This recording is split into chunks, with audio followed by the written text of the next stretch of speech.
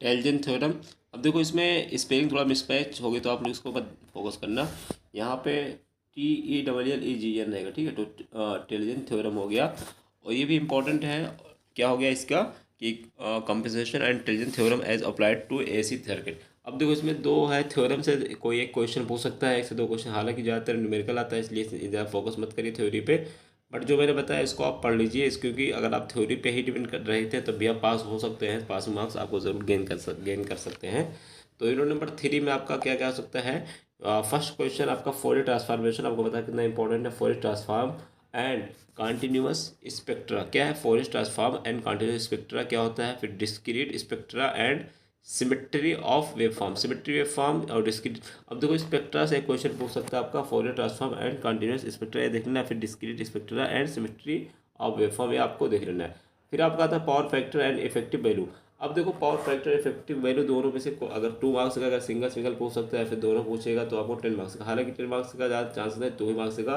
तो power factor भी पूछ सकता है अलग से, या फिर इफेक्टिव वैल्यू इस तरीके से आपसे पूछ सकता है, दो मार्क्स का, इस तरीके से आप दे सकते हैं, ठीक है। ये हो गया यूनिट नंबर 3। बाकी आती है यूनिट नंबर 4 में कौन कौन सा क्वेश्चन आ सकते हैं। यूनिट नंबर 4 में आपका आता है RLC। आपको पता होगा RLC जो RLC जो सर्किट है ये कितना इंपॉर्टेंट। तो RLC network and RLC network with and without initial condition with Laplace transform and evaluation of initial condition. अब देखो इसमें 2 से 3 क्वेश्चन घुमा फिरा के दिया हुआ, बट 10 मार्क्स अगर पूछेगा तो आपको दो का दो, तीनों का तीनों लिखना ही होगा। तो क्या है RLC network with and without initial condition और with Laplace transform evaluation of initial condition. तो ये भी इंपॉर्टेंट है, इसको देख लेना है चांसेस आने के। और सिंगुलरिटी फंक्शन और वेव फॉर्म सिंथेसिस, ये इतना इंपॉर्टेंट तो नहीं, बट फिर भी आप एक बार दे सकते हैं कि सिंगुलरिटी फंक्शन क्या होता है, वेव फॉर्म सिंथेसिस क्या होती है, ये दोनों चीज़ें आपको देख लेना है। फिर आता है यूनिट नंबर 5 लास्ट यूनिट थोड़ा लेंदी थी और इससे आने के चांसेस है कम से कम 2 क्वेश्चन थ्योरी के ही। तो कॉन्सेप्ट ऑफ कॉम्प्लेक्स फ्रीक्वेंसी क्या होती है ये आपको देख लेना है। नंबर 2 आपसे बन सकता है यहाँ पे कि ट्रांजिस्ट बिहेवियर से देखिए क्वेश्चन में सकता है behaviour of series and parallel region circuit. अब देखो रेजोनेंट सर्किट यानी ट्रांजिस्ट बिहेवियर क्या होता है, behaviour of series and parallel resonant circuit, ये भी इंपॉर्टेंट है। लास्ट सेकंड थर्ड क्वेश्चन आपका बन सकता है कि ड्राइविंग पॉइंट क्या होता है। ड्राइविंग पॉइंट पिछली बार भी एक आध बार पूछ चुका है, तो ये भी देख सकते हैं कि driving point and transfer function poles and zero of immittance function क्या होता है। तो driving point and transfer function poles and zeros of immittance function, ये भी। लास्ट जो क्वेश्चन बन सकता है आपका यूनिट नंबर 5 से इंट्रोडक्शन टू बैंड पास। अब देखो बैंड पास से भी का क्वेश्चन पूछा पहले भी, low pass, high pass and band reject filter. अब देखो इसमें 3 क्वेश्चन बन सकता है आपसे, बैंड पास पूछ सकता है, फिर लो पास, हाई पास, या फिर बैंड रिजेक्ट भी पूछ सकते हो। तो ये इंपॉर्टेंट है, मोस्ट इंपॉर्टेंट, इसको मैं छोड़ दा। तो ये सारे क्वेश्चन हो गए। अब अदर में हमने 2 ईयर का प्रीवियस क्वेश्चन पेपर लिखा है, अगर आपको चाहिए तो आप टेलीग्राम पे हमने भेज दिया ऑलरेडी, वहाँ से मिल जाएगा। मैं आपको दिखा भी देता हूँ, यहाँ पे देखिए एक क्वेश्चन हम दिखा सकते हैं 1 ईयर का।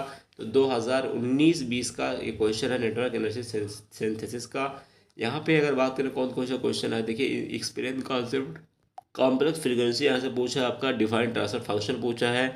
और यहाँ से नेक्स्ट पूछा है state to property RC driving के बारे में पूछा है। अब देखिए पॉइंट इंडिपेंडेंस फंक्शन इसमें पूछा है, लेकिन यहाँ पे थ्योरम थोड़ा न्यूमेरिकल थोड़ा ज़्यादा आता है, तो इसलिए आप ये भी देखना। अब देखो यहाँ पे RLC सर्किट भी पूछा गया है। RLC सर्किट यहाँ पे यूनिट क्वेश्चन नंबर 2 का जे फर्स्ट का जे इसमें पूछा है, ठीक है। और कंपनसेशन थ्योरम भी पूछा है इसमें, जेड पैरामीटर भी पूछा है, RLC सर्किट पूछा है, पैरेलल। तो इस तरीके से देखिए इंपॉर्टेंट है RLC RC जो सर्किट होती है आपको अच्छे से देख लेना है।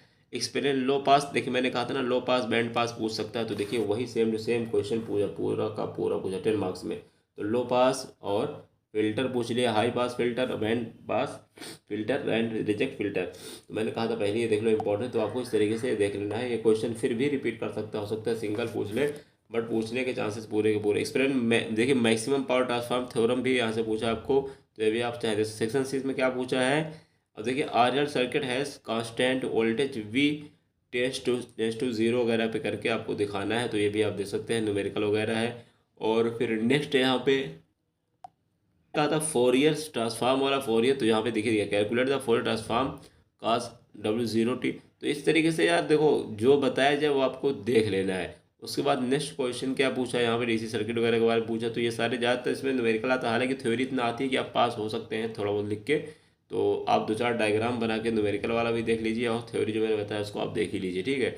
आई होप आप समझ गए होंगे। कोई डाउट हो कमेंट करके पूछ सकते हैं। आप लोग बताना कि नेक्स्ट किस सब्जेक्ट की वीडियो अपलोड होनी चाहिए। उसके अलावा हमारा फार्मास्यूटिकल एनालिसिस 1 की ऑलरेडी वीडियोस चल रही है, आप लोग उसको वॉच करिए। इंपॉर्टेंट वीडियोस हैं, 5-7 मिनट की 10 मिनट की वीडियो होती है, आप लोग उसको जरूर वॉच करिए। अभी एक वीडियो अपलोड होगी, आप लोग उसको भी देख सकते हैं फार्मास्यूटिकल एनालिसिस के।